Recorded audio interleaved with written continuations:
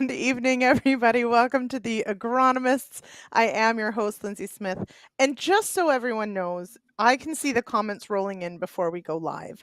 And now I feel like maybe I shouldn't have told you that because goodness, gotta, that is a great thread already started. So, welcome. Hello, everyone. Wonderful to see you all here from t shirt weather in southern Alberta to rather chilly Manitoba. And of course, Ontario.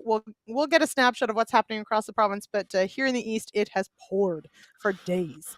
And I keep bugging Warren Schneckenberger, who's here, to come on the show next week, and he keeps telling me he has to finish beans first. And after this week's rain, I don't know if that's going to happen. So if everybody could put some peer pressure on him, that'd be great. Okay, before we get to tonight's topic, I do, of course, want to remind everybody, if you collect those CEU credits, head on over to realagriculture.com/agronomist. Tomorrow, let us know you took in the program, and we'll make sure to get you signed up for those.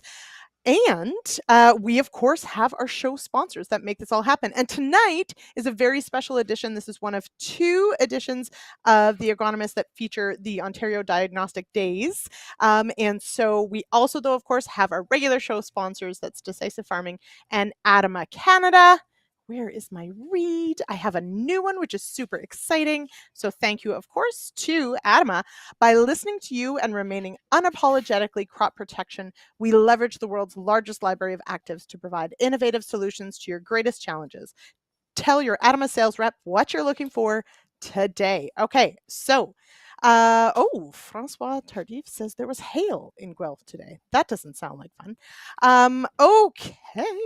Kara says it was so warm, or it's so warm today in southern Alberta that her windows were streaking as she was trying to clean them because it was too warm. Pro tip, don't wash them. They don't streak. Okay, let's bring in tonight's guests. We have Doctors Dave Hooker and Mario Tenuta. Of course, Dr. Hooker from University of Guelph, Ridgetown Campus, and Dr. Mario Tenuta from the University of Manitoba. Also, and you'll forgive me, Mario, your brother Albert reminded everyone you're the little brother, Tenuta. Yes. So, you're muted, Mario. You're muted. And Jay can't unmute him. There we go. Hang on. Down at the bottom. Hit the unmute button. We'll get you there. Try it again. It was working before. Jay, can you tell what happened? Mary, you might have to go and come back. I'm not sure what happened there. But we'll start with Dr. Dave while we try and figure that out. Dr. Dave, how are things where you are in Ridgetown? Hey, I'm just fine, and things are just happening in Ontario in terms of harvest, and I think everybody seems to be in a good mood. I have not run into one person who is in a bad mood or a sour mood, and that's kind of unusual for harvest because usually it's we run into some wet conditions, and we haven't had that many wet conditions around. There's some wet areas in the province, but overall, it's been a fantastic harvest season. Epic in Ontario, so we'll take those for sure. We will absolutely take those. Okay, Mario do you have sound? Me. Yes! Yay! Yay! Okay, welcome here, Mario. How are you? I've been pretty good. I have had COVID for a little while there, so I feel really good now. I'm bouncing back, so fantastic. Nasty thing. All right. Okay. So to set the scene for tonight, we are going to talk about building yield from the roots up. We are going to talk about too wet, too dry, nutrient availability, all those things. But before we dig into that, Mario, give us a snapshot of the main things you study or teach or research, just so that all of those in the comments who don't know you get a snapshot of the things that they can ask you, because this is a very important part of the show. Yeah, well, I know more than half the people on the comments, so I think a lot of people already know me. They may not want to know me, but they know me. So, what we do here is we really are looking at sustainable systems, sustainable soil systems. We try to do practical solutions. We don't try to show problems, but rather we try to provide solutions and to applied problems in agriculture. Obviously, we're particularly focused on the West. However, I grew up in Southern Ontario. Most of my education was in Southern Ontario. Still have great roots in Ontario and great friends and family and so forth. So our work really takes us across the whole country to the Maritimes with potatoes, Ontario, and all through Western Canada. So I think it's about sustainable systems, and we really are focusing on nitrogen, and particularly with the big topic right now, and that's really the focus of my senior industrial research chair. That is trying to make better use of nitrogen, reducing greenhouse gases, N2O, and really trying to make sure that we're not handcuffing ourselves and restraining our growth and our export markets and satisfying our local market. So that's what we're about, is to keep making sure that we're profitable, we're treating soil better, and the environment is better. So there's a bunch of lofty goals there. I know that, but you gotta aim You high gotta and hope. aim. That's right. Aim high. That's right. Aim high. We gotta, We'll yeah. see where we go. Exactly. You go really, really high, and if you get somewhere, that's still better. That's okay. All right. Now, of course, Dave, you're busy. Of course, I would imagine you're very busy with classes right now. But of course, you run all Mhm. sorts of trials through the summer. What was some of the most interesting trials you worked on this summer?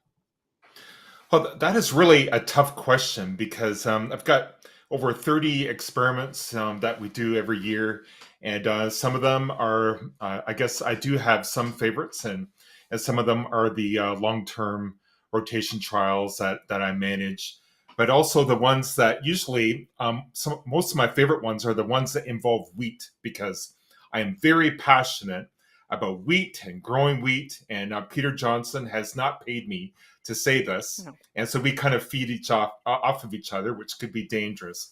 But just wheat management, just increasing the profitability of the wheat enterprise, I think, is very important to I guess the adoption, or keeping the rate of adoption of wheat in the crop rotation. And we know the benefits of wheat in crop rotation, and we just gotta keep telling that story. So now Peter Repeat Johnson is in the comments tonight. I also spoke with him today for the radio show, and there is a rumor, Dr. Dave, about perhaps record wheat acres in Ontario, partially Yes. because of that profitability equation. So do you agree? Do you think we're set for a record? Exactly. I think so. I haven't talked to Peter about this at all, but this is my thinking as well. That I think, Okay. because of the great weather that we've had in the province, that really lends itself to wheat planting, and I think one of the, I guess, the turnoffs of wheat is delayed planting and the loss of that yield potential. But really, we have not experienced much of it.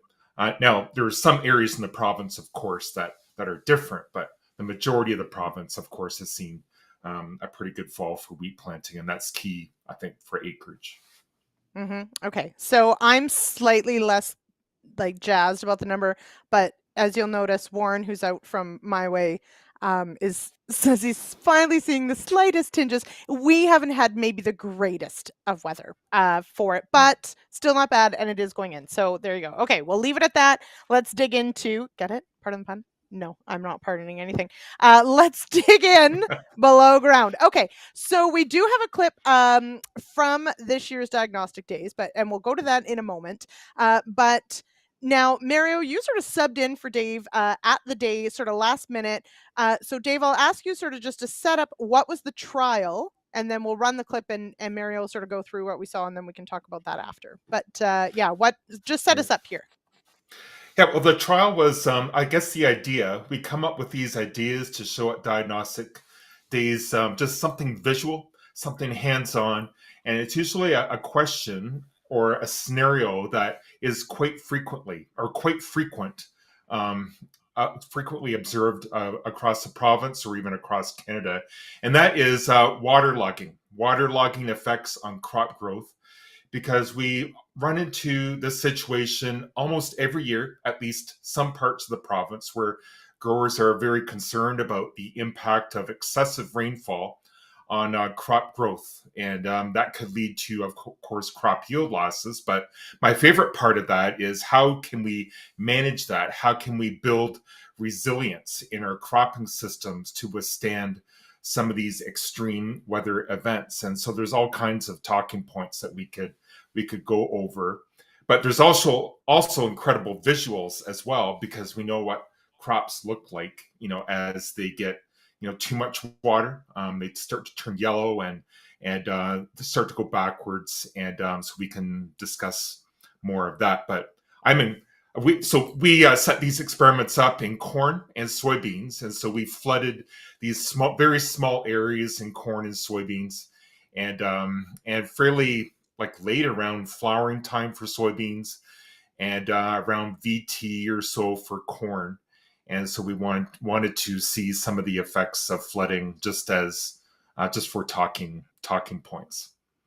And to that end, I'm just very indebted. Yeah, very indebted to Mario.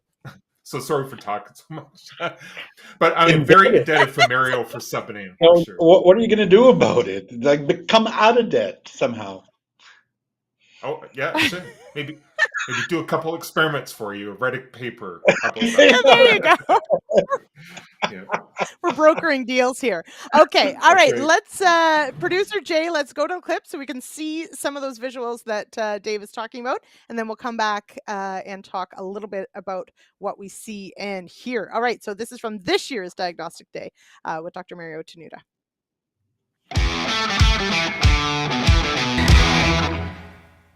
Mario Tenuta here, Ontario Crop Diagnostics Day, talking about waterlogging in corn and soybean. Starting off with soybean here. Here we have a demo by my colleague Dave Hooker, where we have 2 rows post-germination being waterlogged, water been added continuously, and to the flanks here, soybean without waterlogging. And what can we see here? You can see yellowing, slight yellowing to the leaves. Got some chlorosis happening. We're having a little less taller plants, shorter plants happening here, maybe even by a node in terms of shorter, and not as bushy as well. So what's going on here? Waterlogging, soybean. Well, soybean's supposed to fix its own nitrogen, isn't it? Well, why isn't it? Well, it's about the roots. The plant and the roots need to feed the bacteria to do the nodulation, to produce the nitrogen. And the plants here are stressed. They're really, they're seeking out, they need as much oxygen as possible. Feeding the bacteria to produce the nitrogen is just something that will just add to more stress at the moment for them. So they're not doing it as much. And hence, the plants are starved for nitrogen. There's another reason as well. Soybean also picks up soil nitrogen. It just doesn't only rely what they fix on their own. So the waterlogging is also causing an issue with loss of nitrogen generally in the soil. So the plant is not only going to have less nitrogen from the fixation, but also less nitrogen that's available in the soil that soybean would pick up as well. And we can see that difference in the root system here, where we have the non-waterlogged plants, nice extensive root system. We can see that root development nicely. We can see a lot of nice nodules, very large nodules on the lateral roots and extending not just on the taproot. Whereas in that waterlogged situation, the nodules are more around that taproot, and you can look at the root system there. It's just not as plentiful. It's just not able to extend. It's staying at the soil surface where there's more oxygen, but not going lower down. Again, not scavenging for nitrogen, not scavenging for phosphorus and other nutrients as well.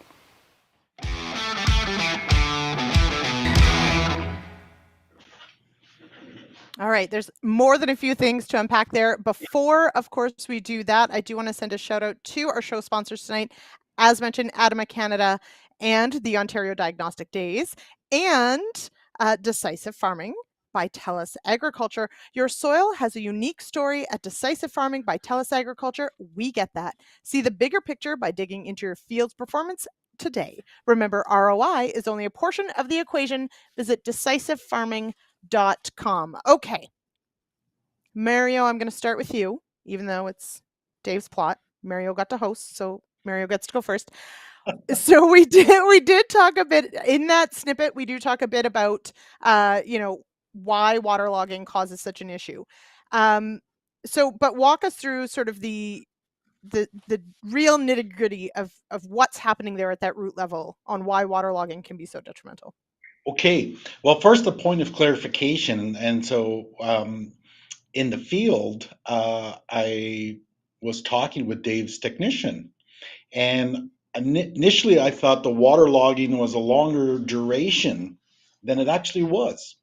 So it was, correct me, Dave, that was about 2 weeks or so Yes. before the event. Mm-hmm. So this is really critical, Lindsay. The visualization, and it looked, the differences looked better in the field than on the video, at least on my little screen here. That was only about 2 weeks of waterlogging mid-season to have that impact. So that really tells you the tremendous impact and significance of what excessive water can do to the growing plant. So what was going on there? Well, primarily talking about oxygen, because roots are thriving and living. They need the oxygen to be able to grow. And by growing, they are going to be able to do feeding. They're going to be able to explore the soil, get nutrients, nitrogen, but also phosphorus and micronutrients and so forth like that.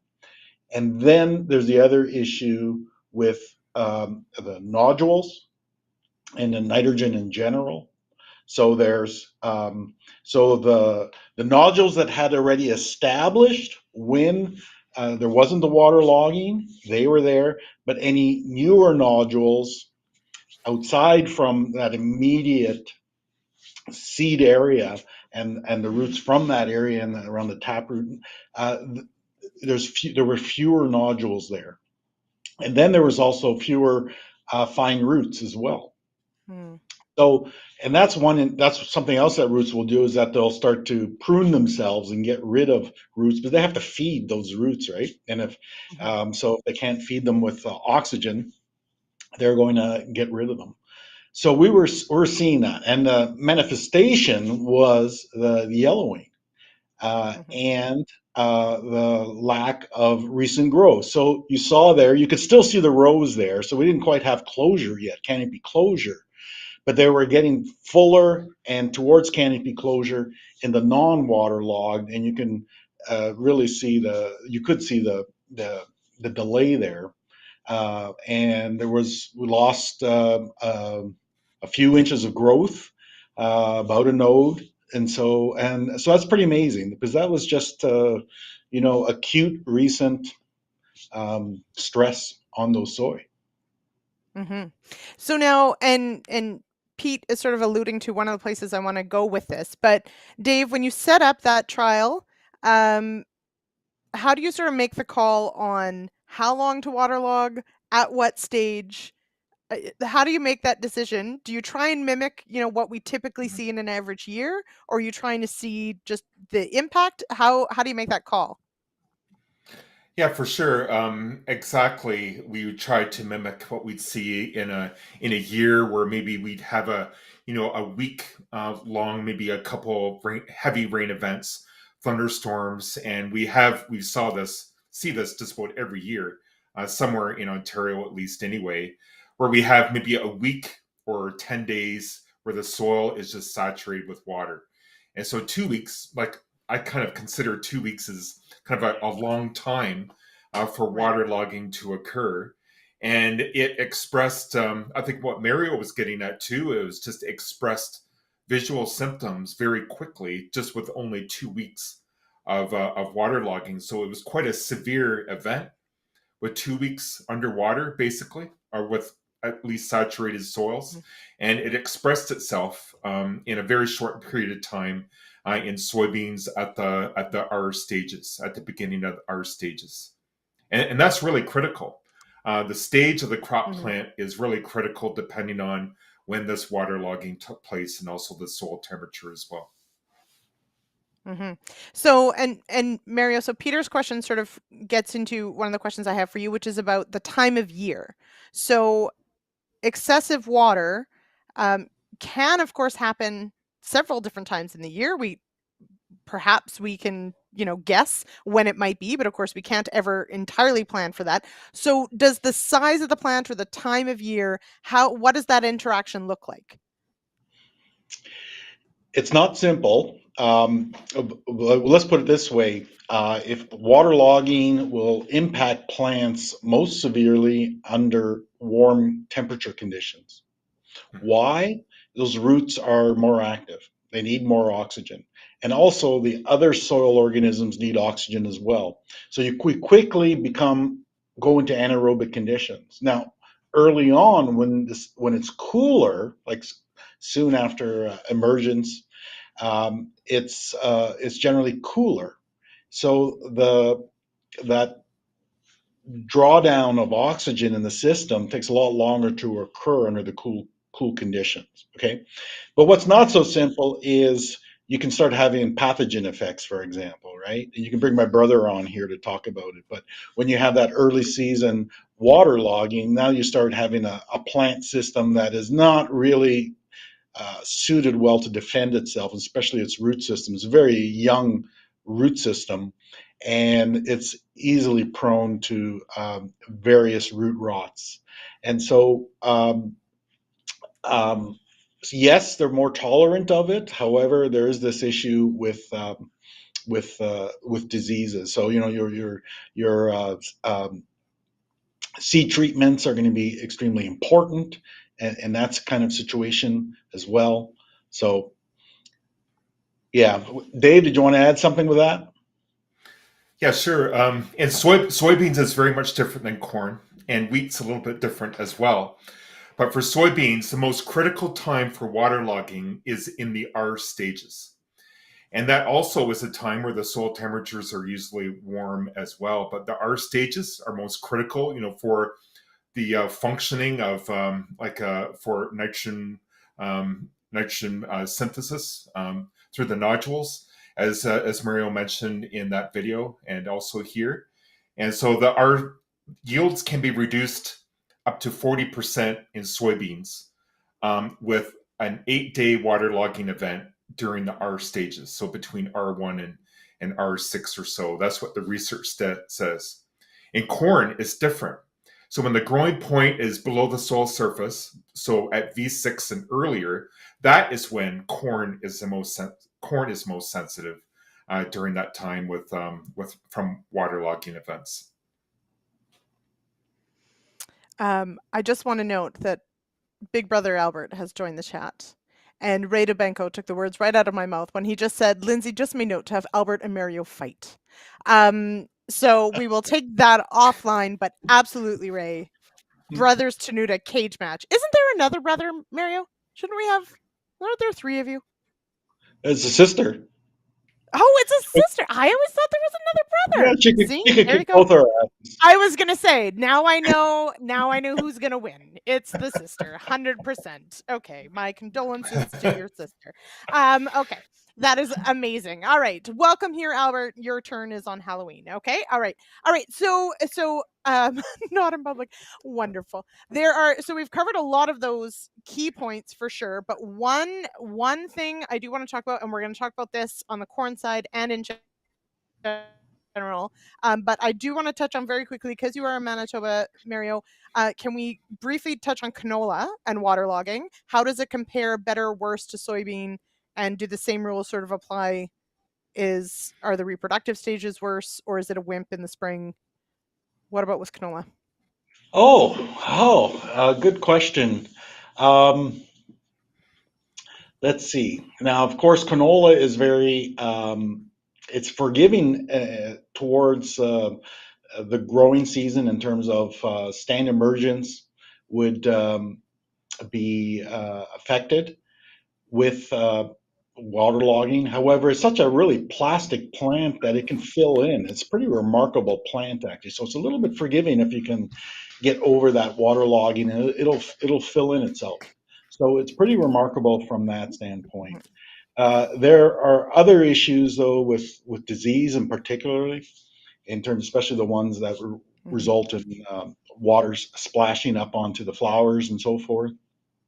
So we can have big issues with diseases of canola from the water. So that's a big issue. And then with the spore movement from the apothecia in the soil in the springtime.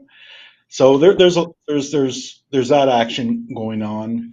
Canola is a taproot, and I actually never yeah, thought about it that way, Mario. but Isn't that funny? I never about the taproot. I never really envisioned canola as having a taproot, but it does, it does. It does. It's obviously. not a But fibrous it, root system. It's yeah, not a fibrous I root never, system. So it's not going yeah. to have a whole bunch of fine roots to shed in general like that. Hmm. And it's very, very Okay. plastic. Um, it'd be a good question for some of our agronomists, Jason on the line here, and some others. What do Yeah. they think about Yeah. canola? And of course, we've seen mid-season waterlogging now on the prairies, and in particularly Yeah. most impacts are depression areas in the Red River Valley, particularly because of the poor drainage. So you don't need very much water to have some pooling in those Yeah. depression areas.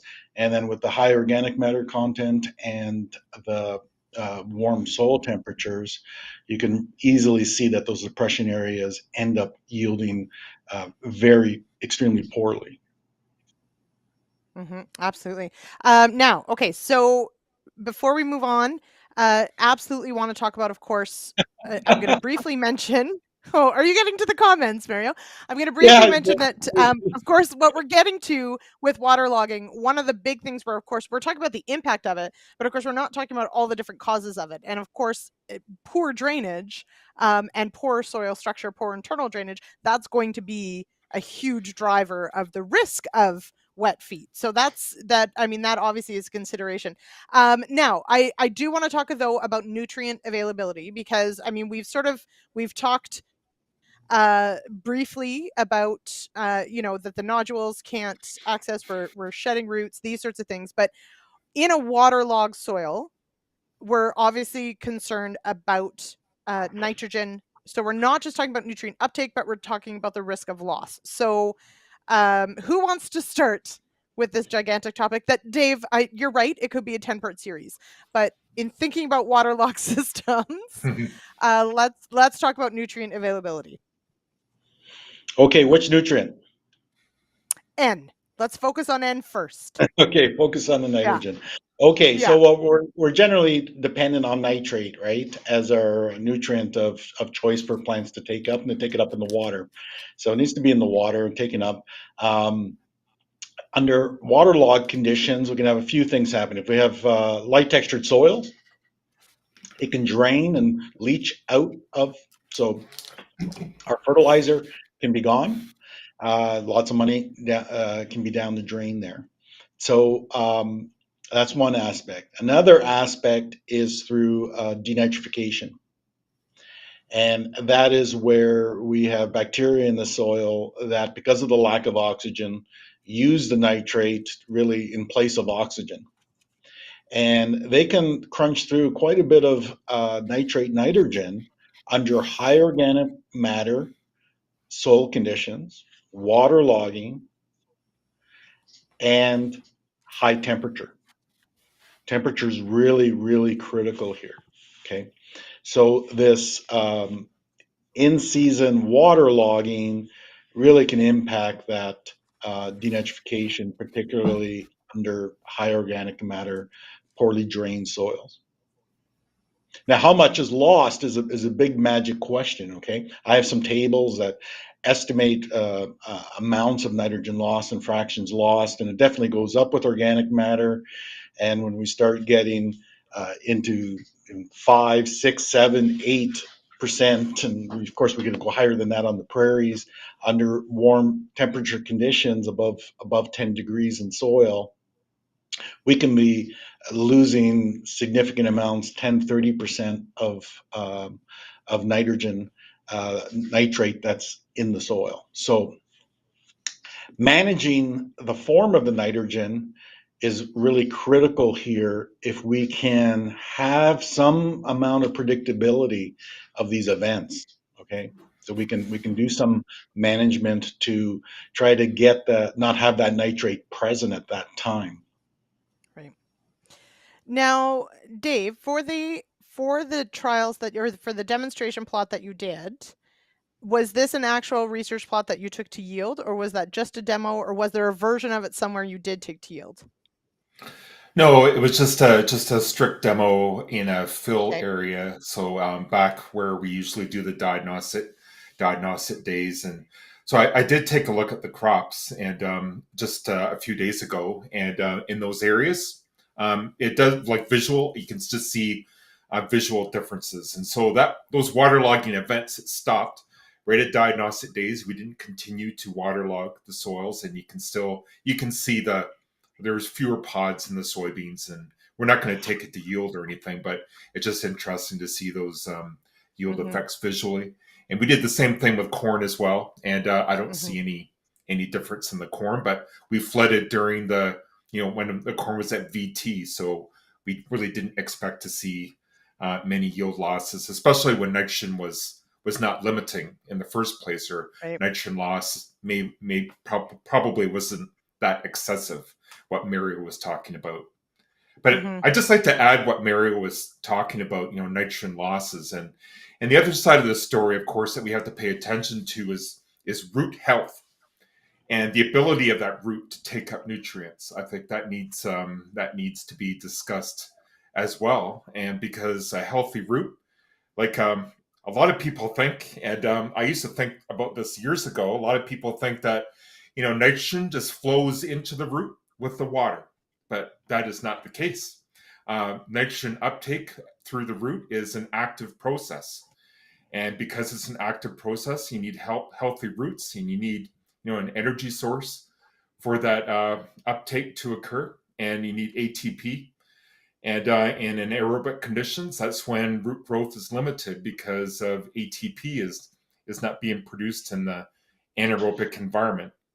So in an anaerobic environment, for every molecule of glucose, you've only got 3 ATP. And in an anaerobic environment, only 3 ATP. And in an aerobic environment, you have 39 ATP in an aerobic environment. So that's why roots suffer, root growth suffers, nutrient uptake suffers, especially with the active portion of root uptake or nutrient uptake. And so I think that needs to be considered as well, in addition to potential nitrogen losses. So I think so. Peter, stop reading my mind because it's creeping me out. But my follow-up question to both of you was, and fascinating discussion about the ATP though, because all I can think about is sugar, sugar, sugar. Anyway, it's all energy. Okay, but can I add N then, or should I be adding N to waterlogged crops? That's maybe the should is the real kicker there. Dave, I'll start with you. Should I add N to a waterlogged crop? Let's say soybeans. Let's stick with soybeans for now. We'll talk corn in a little bit. Well, my research program, I just love to I guess put down research projects that really address specific examples of scenarios that we see in the countryside, or that occurred because of extreme weather events. And this is one of them. I think we just need to do more research on the effect of nitrogen on like rescue type nitrogen effects on plant growth after a waterlogging event, because there's quite a lot of research, not necessarily in Ontario, but elsewhere in North America, that shows that adding nitrogen does alleviate some of that plant stress, some of that waterlogging stress. And that is true for corn, and that is true for soybeans as well. So I'm not sure about the research on the wheat side, but if soybeans are stressed because of waterlogging, like visual symptoms, of lower nitrogen fixation, just as what Mario was talking about, adding fertilizer nitrogen does show some yield increases in some small research plots. And I just think that that's an opportunity maybe that we need to take a little bit closer look at. So Mario, before I let you loose on this, I do remember we're probably talking, I'm going to say it was 10 years ago-ish. We had a really wet summer and the soybeans had no nodules. You dig them up and there was nothing. And I do know that farmers were putting nitrogen on because they were terrified that that plant was going to run out of N because there was nothing. So I'm hoping you remember that. And what did we learn? So should we be thinking about an N application on waterlogged soybeans? Well, in that scenario, the nodulation would pick up eventually, but not enough. It'll be too late in the season. So the soy needs nitrogen from somewhere, and soy is a tremendous. I was going to use some kind of weird phrasing there, which I caught myself. It needs a lot of nitrogen. Okay, Cool. and so. Yes, in that situation, if you don't have the nodulation, you're going to need to provide nitrogen. Either the nitrogen's residual in the soil, but if it's been waterlogged, you may not have that nitrate in the soil. Okay, it could be gone. So, and in that situation, addition of fertilizer nitrogen could definitely be advantageous. And now on the prairies here, and there could be situations with wheat, for example, that in terms of protein content, in terms of an application, in season to boost up the protein levels if there's been limitation from nitrogen due to water logging. So you can have situations like that for sure. Sorry, so I just brought in our spring wheat here into that Yeah, that's situation. hey, that's okay. We can talk about them all. It's my show. We can just keep adding them. I wonder though if Jason remembers that year. And I want to say maybe it was 2016. I want to say it was maybe 2015, 2016, somewhere in there. And I scouted a couple fields and we dug up plants and there was nothing. Like Yep. no, there were roots, but there were no nodules whatsoever. Okay, and we have fantastic questions, of course, coming in. Well, so Yeah, there's go a ahead, Mario. cool thing that they're talking about here, in effect, about split application, like with corn, Right. for Yeah. example, with split application. And split application is perfectly designed to prevent issues of that early season waterlogging. Okay, provide the nitrogen at the point of corn demand and get it there without what I call loitering nitrogen. That's Mhm. but nitrogen added with no plant taking it up. Right. Okay, so you remove that loitering time and you put the nitrogen, with a Y drop, for example, but you can dribble it, you can inject it to top or top dress or a side. So it's designed for that. And so we do have crops. We've tried it with canola as well. Crops like potato are naturally used to that, and that's the prime recommendation for us here, fertigation, because there's just too many losses on the sand soils early on. And so Mhm. I think as we move forward, the split application, and then also with the formulations of the nitrogen in terms of our ESN type products or nitrification inhibitor products, they kind of mimic to some extent that split application, which means preventing loitering nitrate when the crop is not taking it up. So, but caution here, we're not talking about trying to apply when saturated conditions still exist. We're Exactly. talking Well, yeah, okay. I just want to you're make that clear because right. yeah, that would be drones. We could fly it on, but also why would we? Yeah, you could fly it on, Yeah, but I guess you we want. could. We Well, don't that's want the that. other thing with Yeah, it is the trafficking, right? And the damage yeah. that's caused to soil health with the trafficking because of that water logging, particularly if we have to go in and Mhm, spray and various other things or do a rescue operation, right? There's always that. It's a big problem. mhm. Okay. And also Loitering Nitrates is my new band name. Okay. We have to quickly go to, okay. We have, it's about 4 minutes. Okay. This next clip is actually from the 2021 Diagnostic Days. And it's got Peter Johnson here, but it pulls in quite nicely a bit of a different issue with roots. And it actually plays into some of these great comments that are coming in and some of this discussion we're already having about split applications are coming in later. So Jay, if we can, let's head to that corn root clip with Peter Wee Pete Johnson.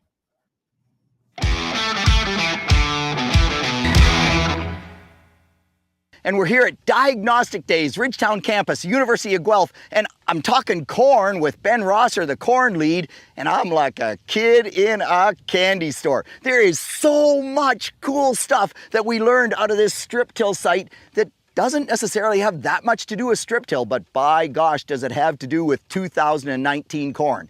So you all know that we've talked lots about plant development with corn and when do the nodal roots form. And so the nodal roots actually start to form right about V1 with the corn crop. So this plant's just about V1, getting close, and we start to see the nodal roots already forming. And it was so much fun this spring because we all planted wet. By the way, everybody planted wet.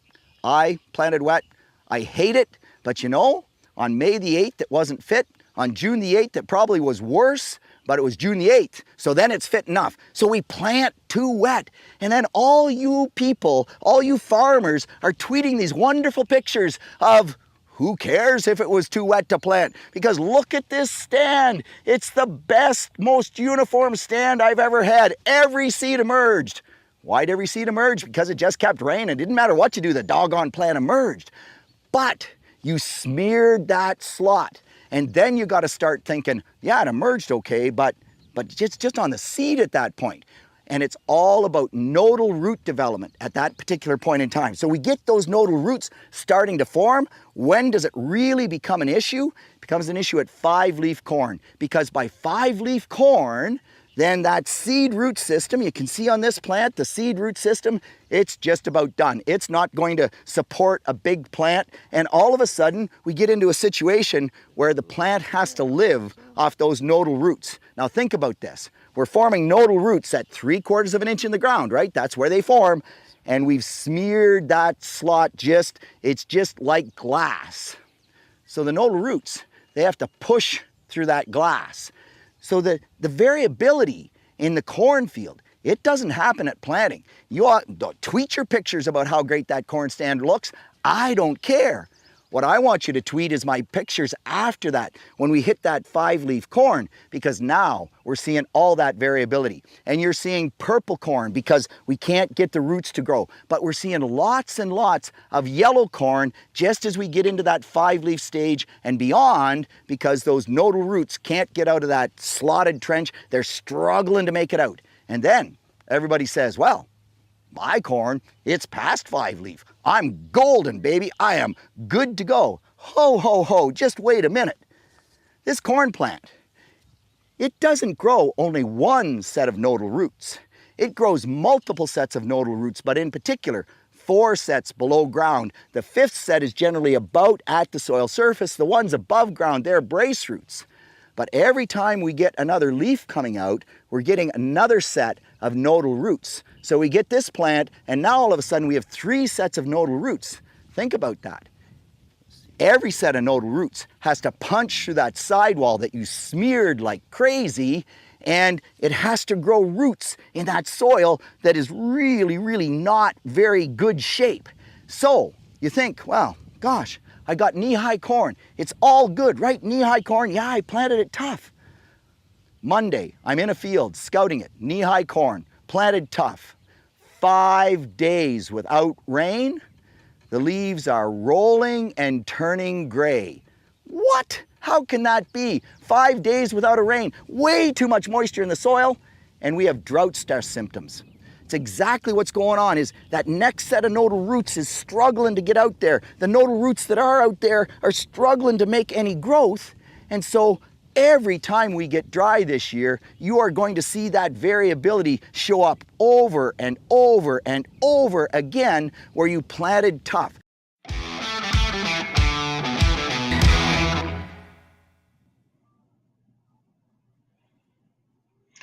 He needs an All Academy right. And Award did for we that. plant tough this year?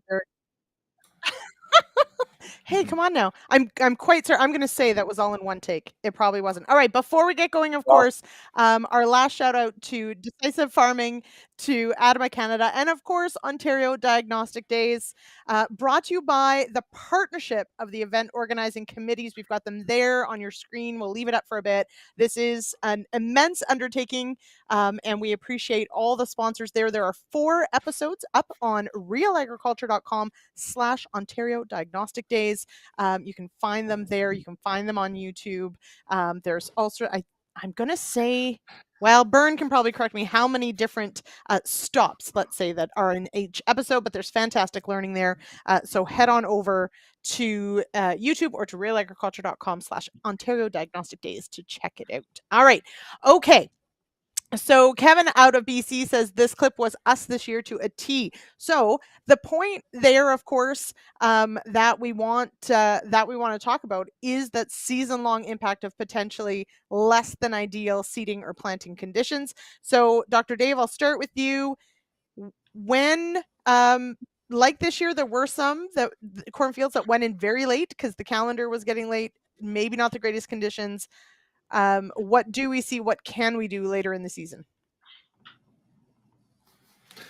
Well, planting date or the date of tillage, any tillage operation, we need to consider soil fitness. And quite often, a lot of growers correlate soil fitness with temperature. Like temperature is part of fitness, but of course, the water content of the soil and the soil being fit for tillage, to avoid or to reduce compaction as much as possible will depend on a lot of factors, and one of them is soil type. And so it really depends on the soil type of like when you should be out in your field. And a lot of growers, of course, they have experience. I learn every year when I farm my soils, and I've learned, not to till my clay soils when it's wet. And so somebody who has farmed sandy soils all their life will need to learn, if they do acquire a clay farm. So it just requires a lot of experience, I think, to know when your soils are fit in order to do a particular tillage operation. And I'm not sure if I don't think that was a very good answer, but hey, I tried my best. No, it is a very good answer because, and I mean, Pete sort of alludes to it in that video that, if it's early May, we're picking and choosing, but if it's June 8th, everything goes. So I get it. We understand that. But, and I think Mark, he noted in 2018, the corn got mucked in and then a micro drought in July just about killed it. So that's the key right there, right? Is that realistically, it might look okay. And if that crop doesn't get stressed, it's going to soldier on. But, even a small stress shows what's below ground, even when you can't see it. So Maria, I'll go to you. You wanted to talk about damage to roots. And so when we're talking about something like fighting through compaction, does it actually damage roots as it tries to go through something like a sidewall compaction, or does it just restrict growth? It restricts that volume of access, and what that contact of the root surface to soil. So that contact area is really critical. The more contact area, that means the more potential to obtain nutrients from the soil. Okay.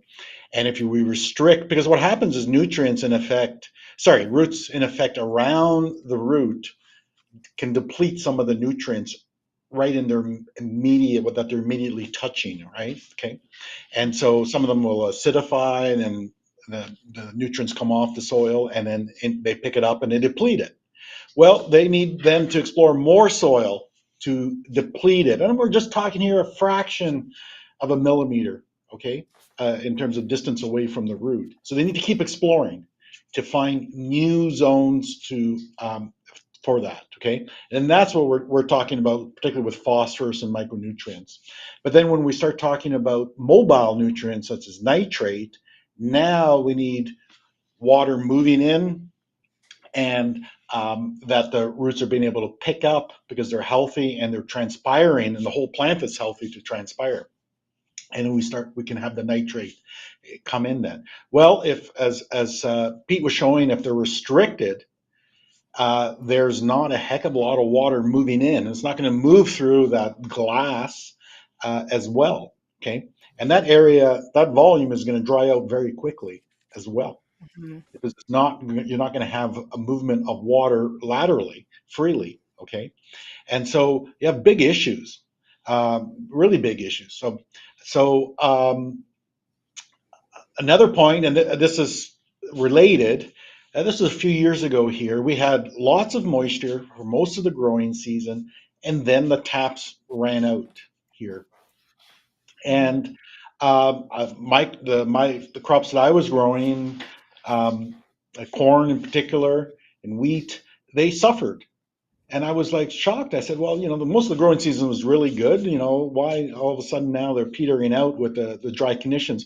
Well, the roots were right at the surface because they weren't exploring down. It was a clay soil. So they weren't exploring down because it was too wet down there. So they were at the surface. And all of a sudden that surface dried down and the roots weren't down below. And they hadn't established down there because they couldn't. It was too wet down there. And frankly, there was no need for them to establish at that time. Right. But then it was too late for them to be able to get down there, and they suffered. Whereas another year where we would have good moisture in the spring and then it was fairly dry, well, the roots moved down and explored, and they were able to tap the water, and as the water moisture content went down in the profile, the roots were kept reaching for that water. And we had great growing conditions and great yields. So, there's a lot of dynamics there that can play, and texture is really important. Or in terms of that that seeding area, that seed bed, if you call it, or that what we've the seed area is really, really critical there. Compaction's one in terms of the smearing, in terms of our planters and seeders, but then also there's hard pans as well from compaction that can also play into this. Yeah. Now, I just want to, Dr. Day, before I let you take it over, I just want to state I will always take a drought over too wet, or sorry, I should say too dry over too wet, not saying necessarily a drought. And Mario has explained it beautifully, but that's because mostly I have perennials. So perennials are really good at mitigating drought, not so much annuals. So I apologize to everyone with grain. I understand you might want it more wet than too dry.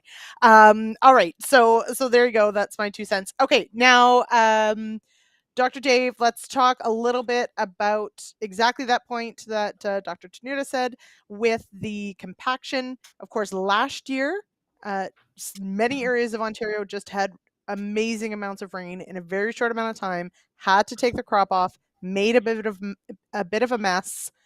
Are we seeing, what have you seen this growing season as a result of that? Yeah, we see most of those effects. They're especially evident on headlands. And so this is a huge problem, at least in my travels in Ontario. Just these visible effects are extremely evident on headlands, but it also occurs throughout the field, especially certain areas or patches throughout the field.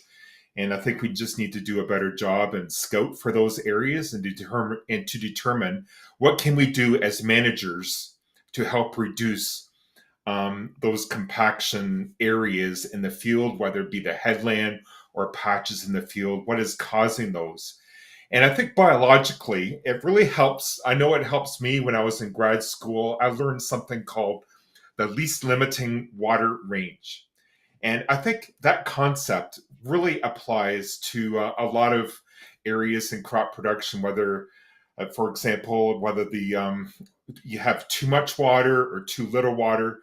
The compaction or the mechanical impedance of the soil depends on what the moisture content is of the soil as well. Like, for instance, if it's very dry out and the root is trying to get through some compacted soil, we call that mechanical impedance. But if that soil wets up some, that mechanical impedance should go down. And so it becomes less limiting. And so this least limiting water range is the range of water contents where it poses the least amount of, effects on plant growth.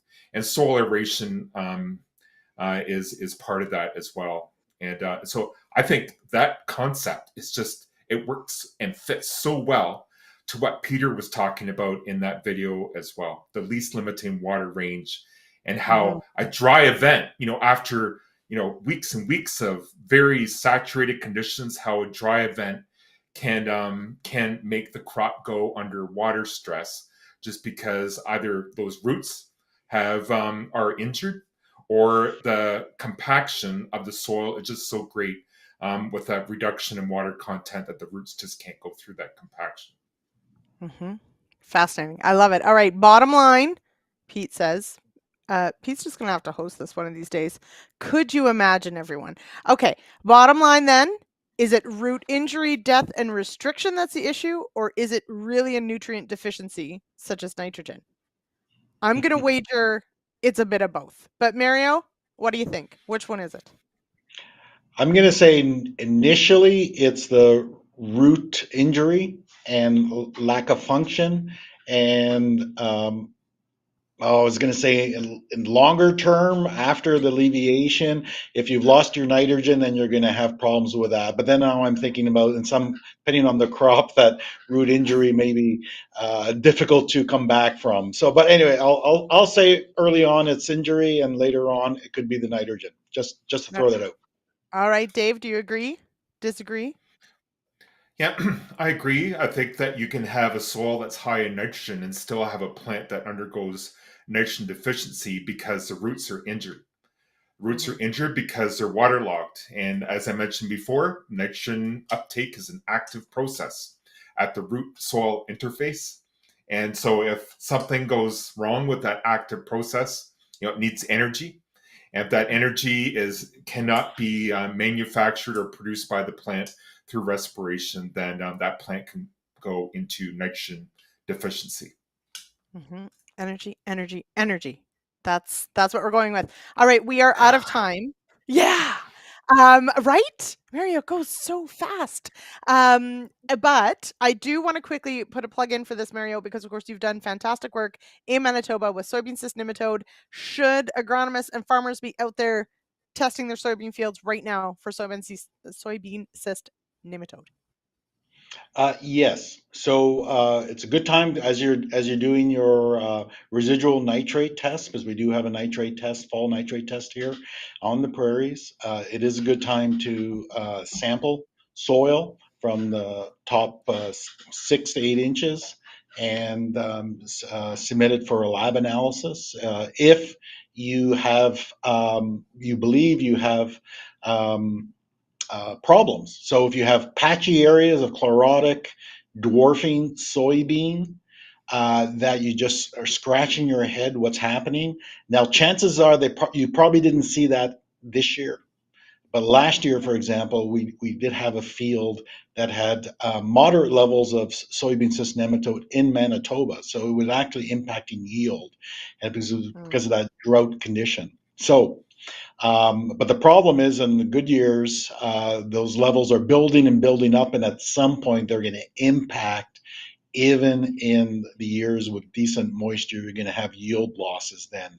So it is good. If you've had, I would say if you've had more than 5 soybean years on that field, do consider SCN testing. I'll put a plug in for hopefully a project for next year that we're working with the pulse growers and soy growers to continue another round of surveying fields in Manitoba. So best way to get a free sample analysis is to join our project. There you go. Look at that. I didn't even know you needed to put a plug in, but there you go. You're welcome. All right. Okay. Yeah. And of course, yes, take the test, beat the pest. Okay. Thanks, Albert. Yes. All right. Gents, I do appreciate this so much. Of course, this was a fantastic a bit of a snippet and expansion on our Ontario Diagnostic Days. So tune in. So we will have another special Ontario Diagnostic Days episode, October 31st. Wear your scariest costume, please, in the comments. Mario's already there. But yes, that'll be in 2 weeks. Join us again. But a big shout out, of course, to Ontario Diagnostic Days and all the partners that made that happen. Thank you, Dr. Dave, Dr. Mario. Thank you so much for being here. I appreciate it. And thank you to everyone in the comments. Thank you to Decisive Farming and to ADAMA Canada. Head on over to realagriculture.com/agronomists to get those CU credits. And we'll see you next Monday, 8 p.m. Eastern. Cheers, everybody. Take care. Thanks a lot. Good night.